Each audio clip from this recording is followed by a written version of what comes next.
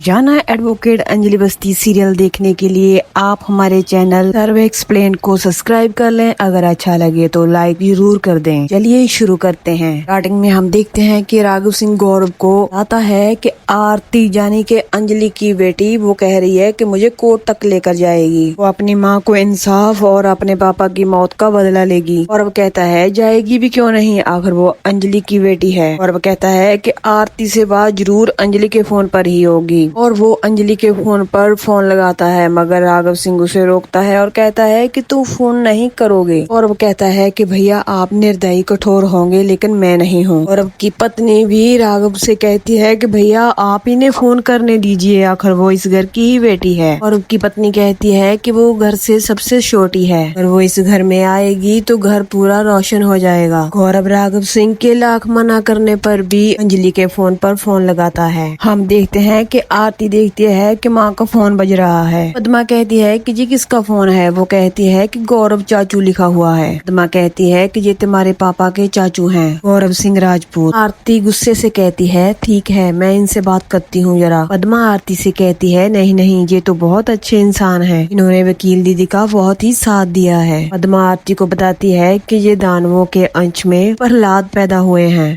तो फिर आरती उनका फोन उठाती है और कहती है कि आप गौरव सिंह राजपूत बोल रहे हैं। और वो कहते हैं लेकिन तुम कौन बोल रही हो। आरती बताती है कि मैं अमन की बेटी आरती सिंह राजपूत बोल रही हूँ। गौरव सिंह राजपूत भावुक हो जाते हैं और कहते हैं कि बेटी तू जिंदा है। आरती कहती है कि हाँ मैं जिंदा हूँ। आरती कहती है कि मेरी माँ कई सालों से जिंदा लाश बनकर व्हील चेयर पर बैठी है लेकिन मैं फिर भी जिंदा हूँ। आरती गौरव से कहती है कि पद्मा मौसी बता रही है आप मेरे पापा के चाचू हैं। आरती कहती है कि मुझे पद्मा मौसी बता रही थी कि आप बहुत ही अच्छे इंसान हैं, आप बाकी फैमिली मेंबर्स की तरह बिल्कुल भी नहीं हैं। आरती कहती है फिर तो आप भी मेरे दादाजी हुए, लेकिन आपने इतने सालों तक हमारी आपने कोई खबर नहीं ली। गौरव कहते हैं कि बेटी हमें पता नहीं था कि तुम जिंदा हो, हमसे तो सिर्फ यही बताया था कि तुम मर चुकी है। आरती सुनकर हैरान हो जाती है और पूछती है कि आपको सब किसने बताया था। और वह आरती को बताते हैं कि हॉस्पिटल वालों ने हमको यही बताया था, अमन सिंह राजपूत की बेटी मर चुकी है। आरती पूछती है वो कौन था जिसने आपको ऐसा बताया था। और उसे बताते हैं कि एक सिस्टर थी जिसने हमें ऐसा कहा था। आरती कहती है अच्छा आप मुझे उसका नाम बताएंगे क्या। और चाचू याद करने की कोशिश करते हैं मगर उनको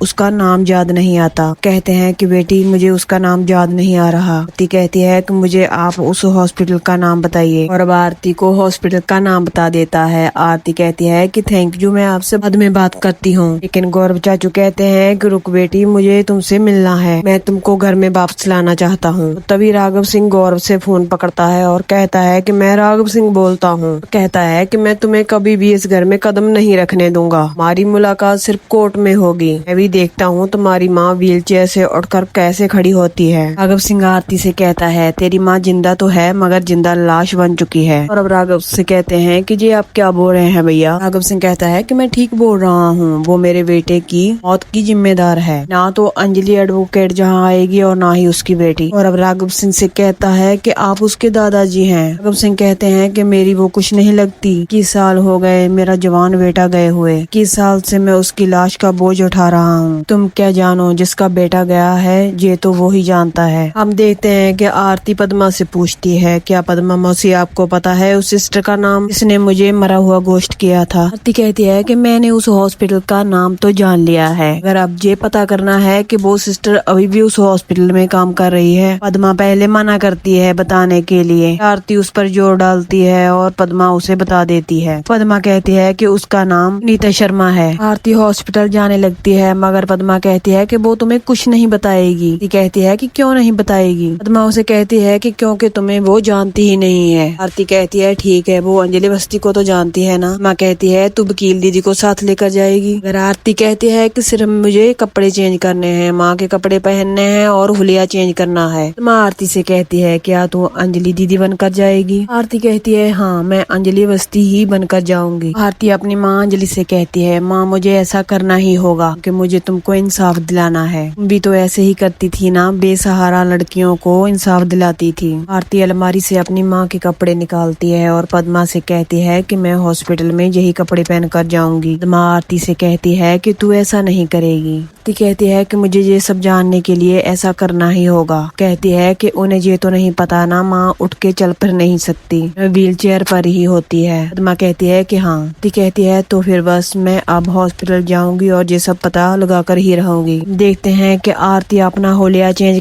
कर और अपनी माँ के कपड़े पहनकर हॉस्पिटल पहुंच जाती है। देखते हैं कि सामने वही नर्स होती है। वो कहती है कि अंजलि अवस्थी आप जहाँ पर। आरती पहले कोई रिएक्ट नहीं करती, फिर वो धीरे धीरे अपने हाथ हिलाती है। फिर आरती बोलना शुरू कर देती है। नर्स हैरान हो जाती है और कहती है कि आप बोल सकती हैं। आरती कहती है कि हाँ मैं बोल सकती हूँ। नर्स कहती है लेकिन आपके पापा गणेश अवस्थी और माँ कहाँ है। आरती कहती है कि वो घर पर हैं, मैं इन्हीं के साथ ही आई हूँ। तो फिर क्या। आरती उससे पूछती है कि मेरी बेटी पैदा होते ही मर चुकी है, आपसे ये बात बोलने के लिए किसने कहा था, क्यों बोला था झूठा आपने। राजपूत फैमिली से आप लोगों ने क्यों नहीं बताया कि उनकी बेटी जिंदा है। आरती नर्स से कहती है कि इतने सालों से मैं व्हील चेयर पर सड़ रही हूँ और मेरी बेटी अनाथों की तरह पल रही है, लेकिन क्यों उसके दादा और बाकी फैमिली वाले अभी भी जिंदा हैं। आरती नर्स पर पूरा दबाव डालती है और कहती है कि बताइए आपने ऐसा क्यों किया। कि नर्स कहती है कि ये आप सुन नहीं पाएंगी, वहाँ से जाने लगती है। आरती फिर से नर्स को रोकती है और कहती है कि आप मुझे बताइए। आरती कहती है कि मुझे सच जानना है, आप मुझे बताइए कि आपने ऐसा क्यों किया। तभी नर्स कहती है कि आप सुन पाएंगी सच। नर्स उसे बताती है कि मैंने तुम्हारे पापा के कहने पर ये सब कुछ किया था। आरती ये सुनकर हैरान हो जाती है। नर्स उसे कहती है कि हाँ मैंने तुम्हारे पापा गणेश अवस्थी कहने पर ये सब कुछ किया था। आरती कहती है लेकिन उन्होंने ऐसा क्यों किया था। नर्स आरती को बताती है क्योंकि वो डर रहे थे से तुम पर उन्होंने हमला किया, तुम्हारी बच्ची को भी मार देते, लोग उसे भी जिंदा नहीं छोड़ते। आरती कहती है कि कौन मारेगा मेरी बच्ची को। नर्स कहती है जिन्होंने तुम्हारे पति को मारा है। आरती नर्स से कहती है मैं आपकी बात बिल्कुल भी नहीं समझ पा रही हूँ, आप थोड़ा मुझे डिटेल में बताइए। उसे बताती है कि आपके पापा गणेश अवस्थी ने हमें बताया था उनकी बेटी को कोई जान से मारने की कोशिश कर रहा है, हमारी बेटी की जान को खतरा है, इसलिए मेरे मुंह से ये सब झूठ बुलवाया गया था। उसके बाद गणेश अवस्थी अपनी नातन और तुम्हें लेकर घर वापस चले गए थे और उन्होंने मुझे रिक्वेस्ट किया था कि ये बात मैं किसी को भी ना बताऊं। दिन के बाद ये बात मेरे सीने में दफन है, मैंने किसी को भी नहीं बताया। दोस्तों यहीं पर ये एपिसोड एंड हो जाता है। आरती के सामने एक एक कर राज खुल रहे हैं। आगे क्या होने वाला है हम नेक्स्ट एपिसोड में बताएंगे। तो नेक्स्ट एपिसोड लेकर हम कल हाजिर होंगे, तो कल मिलते हैं।